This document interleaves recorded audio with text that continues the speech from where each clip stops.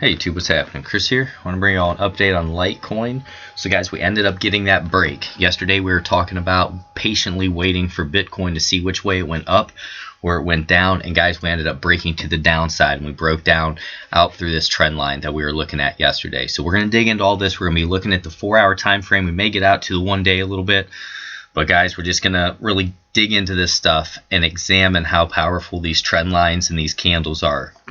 So if you guys like these videos, like, subscribe, hit that notification bell. I appreciate you being here with me today.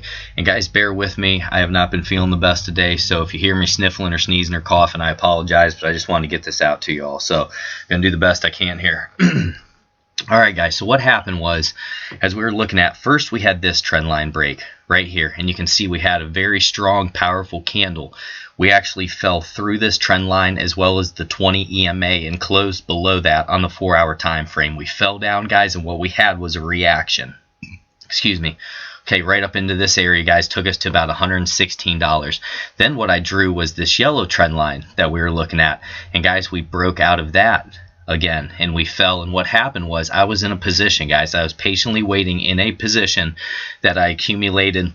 Remember, I talked to you how I've been trading them. So my last time I ended up picking them up around like 102, 103, and 104 were my main buys, and then I rode that up, guys, and I actually just got stopped out yesterday. It was around like 111, 111.02, somewhere right in there. I had a stop loss just in case. We ended up breaking here, guys, and we ended up breaking to the downside.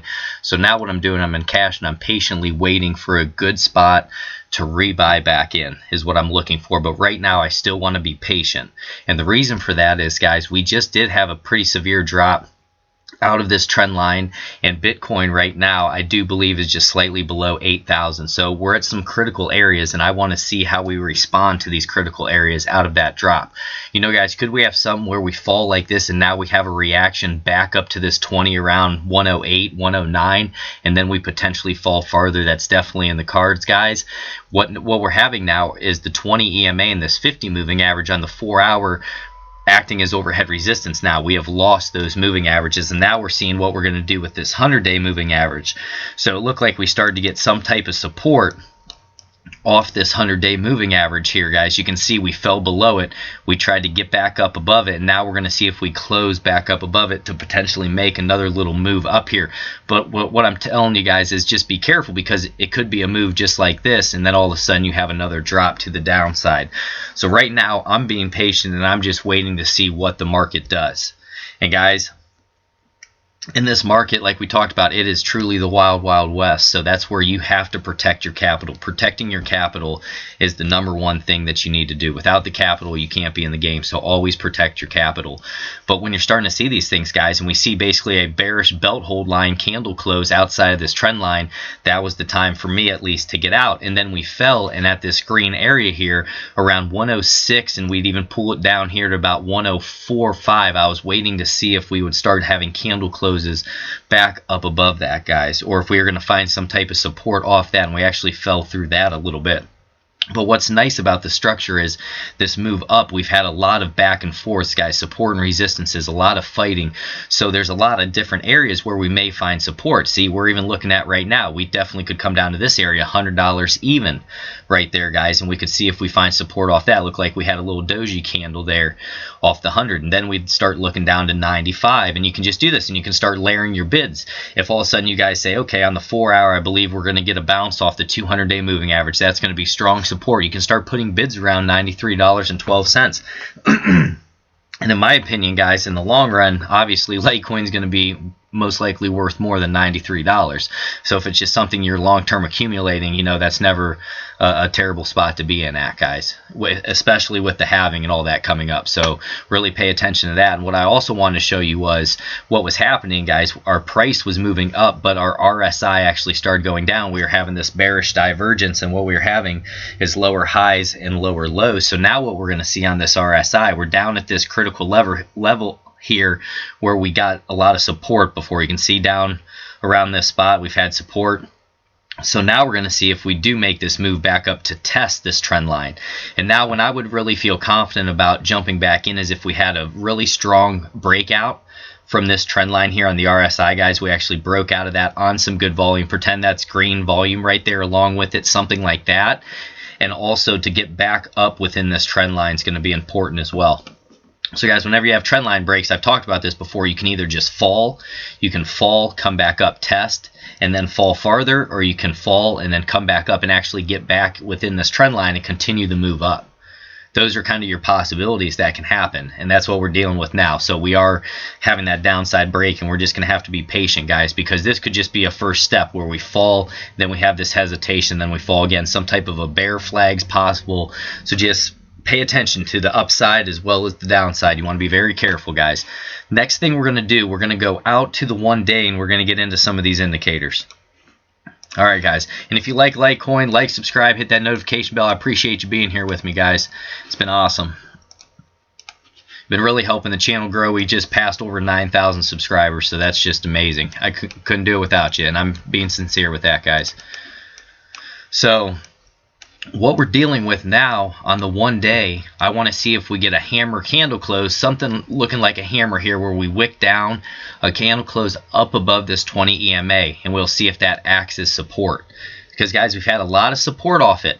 So what we'll have to see here, and you'd want to wait for confirmation, say we get a hammer candle off this, a close today, you would want to see some type of a follow through. A nice candle that looks similar to this, guys, would be awesome. Something like that for good confirmation, because we would be coming up. You can see where my alert is at $114.51.